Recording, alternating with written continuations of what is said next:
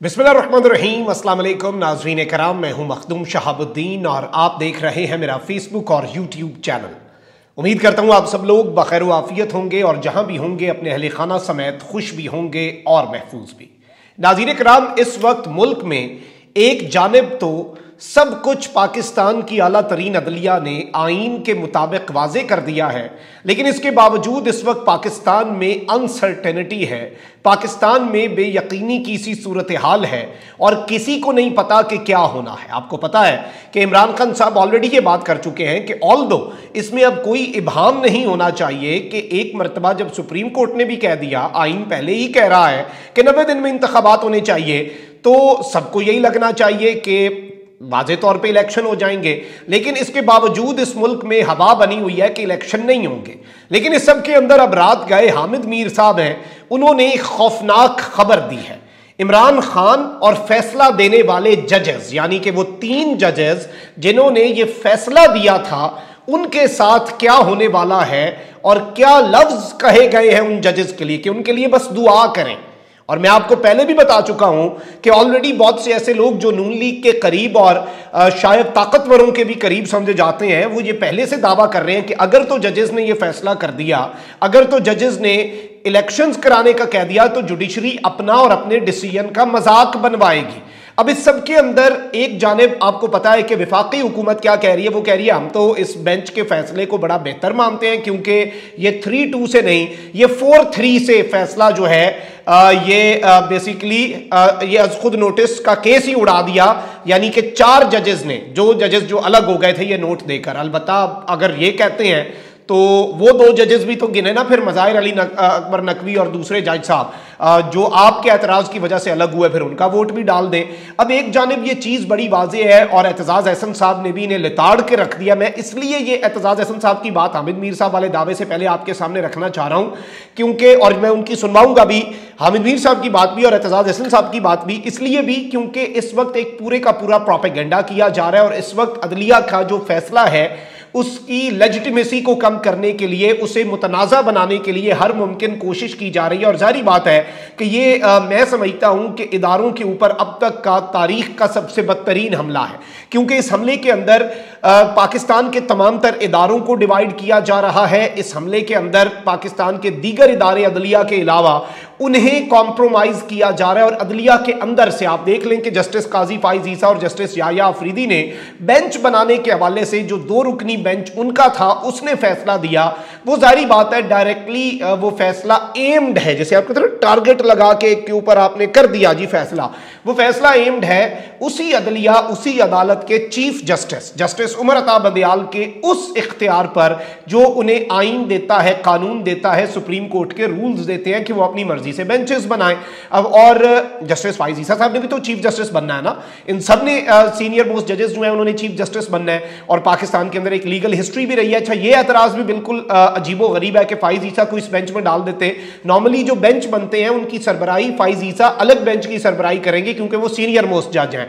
Chief justice उनके बाद आते हैं ना, तो वो अलग एक पूरे बेंच की सरबराही कर रहे होते हैं। यही एक नज़ीर होती है, यही एक प्रेसिडेंट है। आप पाकिस्तान की पूरी जुडिशल हिस्ट्री उठा के देख लें। अब एतजाज अहसन साहब की पहले आपने जरा गुफ्तगू सुननी है, एतजाज अहसन साहब क्या कह रहे हैं, फिर मैं हामिद मीर के उस दावे पे आता हूं कि जजेस के साथ जो होने वाला है उस पर बस आप दुआ करें उन जजेस के लिए। बड़ी सख्त बात उन्होंने की है और ये किस जानिब इशारा है और क्यों पाकिस्तान में 90 दिन में इलेक्शंस नहीं होने वाले और एक नई जंग छिड़ने वाली है, उस पर हम बाद में आते हैं। First listen to Aitzaz Ahsan साहब। चलता रहा है केस, कोई एक आदमी भी उस कोर्ट रूम में से निकला है जिसने कहा कि वहां 7 जज बैठे हुए थे? कोई आपको एक भी मिला है? कोई रिपोर्टर मिला है? कोई कैमरामैन मिला है? कोई साफी मिला है जिसने बाहर निकल के कहा हो कि 7 जज बैठे हुए थे? जाहिर है वहां 5 बैठे हुए थे जज, कोई 7 जज नहीं थे। ये रूहें इनकी नहीं बैठी हुई थी बाहर से।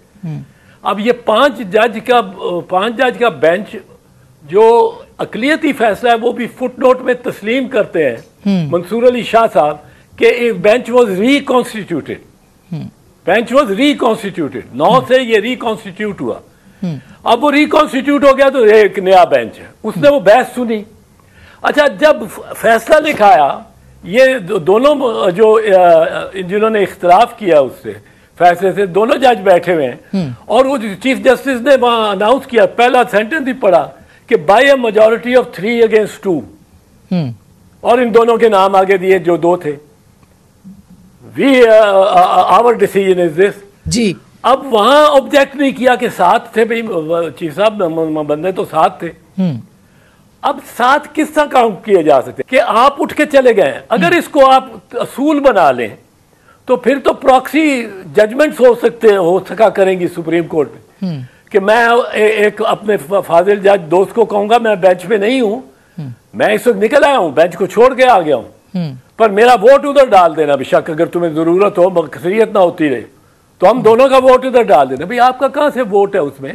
ये कोई प्रॉक्सी तो सर ये पानामा में हो चुका है ना, ये एतराज ये किया जा रहा है गवर्नमेंट की तरफ से कि पानामा के केस में ये ऑलरेडी हुआ है। पानामा के केस में बिल्कुल ये नहीं हुआ, हरगिज ये नहीं हुआ। और पानामा के केस को सबसे ज्यादा जो मस्क करके पेश किया जाता है वो भी अजब बात है।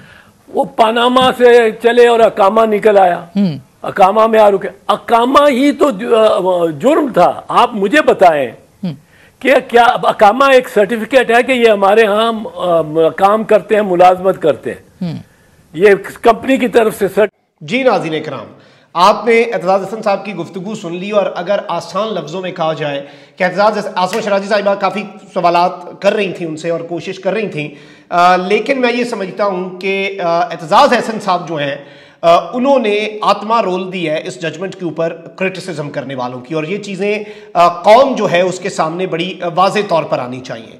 अच्छा, अब यहाँ पर मैं आपको ये बता दूं कि हामिद मीर साहब इससे पहले भी एक ताकतवर शख्सियत से मिले, और जब ये पूरा बिल्कुल नया अनाउंसमेंट हुई थी इलेक्शंस की और असम्बलीज की रेजोल्यूशन की, तो उन्होंने उस वक्त भी ये बात कही थी। और मैं तो कहता हूँ कि चीफ जस्टिस को बुला के पूछना चाहिए हामिद मीर साहब से कि वो कौन सा बंदा था जिससे आप मिले, उससे आपने पूछा कि इलेक्शन हो जाएंगे, तो उसने हंस के कहा कि ऐसे तो नहीं, कुछ भी नहीं होने लगा, कोई इलेक्शन नहीं हमने पंजाब के में कराने।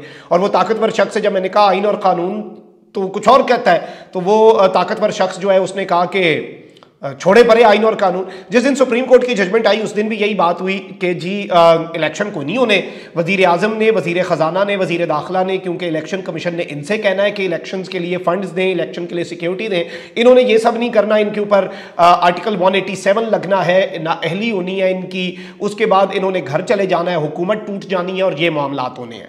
अब एक जानिब ये सब हो रहा है, लेकिन वहीं दूसरी जानिब हसन अयूब है, उन्होंने इस फैसले से एक दिन पहले कह दिया कि जी जज साहिबान यही फैसला करने जा रहे हैं, और अगर ये फैसला करते हैं तो इस फैसले पर अमल दरामद नहीं होगा, बल्कि जज साहिबान के फैसले का मजाक बनेगा, और जुडिशल डिसीजंस जो होते हैं, जजमेंट्स जो होती हैं, उनका एक मखौल बन जाना है, मजाक बन जाना है।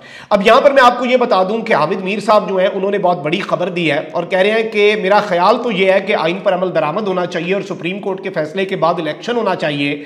मेरा ख्याल कुछ और है और मेरी खबर कुछ और है, और मेरी खबर यह है कि इलेक्शन नहीं होंगे। दूसरी ये खबर है कि जिन लोग जजों ने यह फैसला दिया है उनके लिए मुझे और आपको बस दुआ करनी चाहिए, यानी अब उनके खिलाफ घेरा जो है वो तंग होना चाहिए।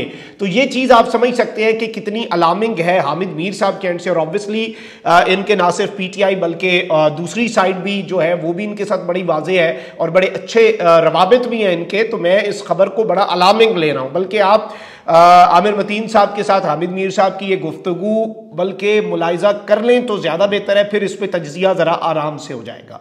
तो हमारी जो तक़वात पूरी नहीं होती, आपको लगता है कि अब ये रुकावटें जो इलेक्शन होने की थी सूबाई असम्बली की 2 की, वो खत्म हो गई है?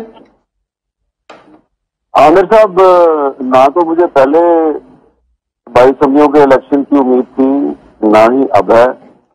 और आप अभी ये कह रहे हैं कि अभी भी आपके ख्याल में इलेक्शन नहीं, ये सूबाई असम्बलियों के मौके पे होंगे? भाई मैं ख्याल नहीं पेश किया करता, मेरा जो ख्याल है वो तो सारी दुनिया को पता है। मैं तो ख्याल जो है वो मेरा ये है कि आइन पे अमल दरामद होना चाहिए और सुप्रीम कोर्ट के फैसले के बाद इलेक्शन होना चाहिए। लेकिन मेरा ख्याल कुछ और है, लेकिन खबर कुछ और है।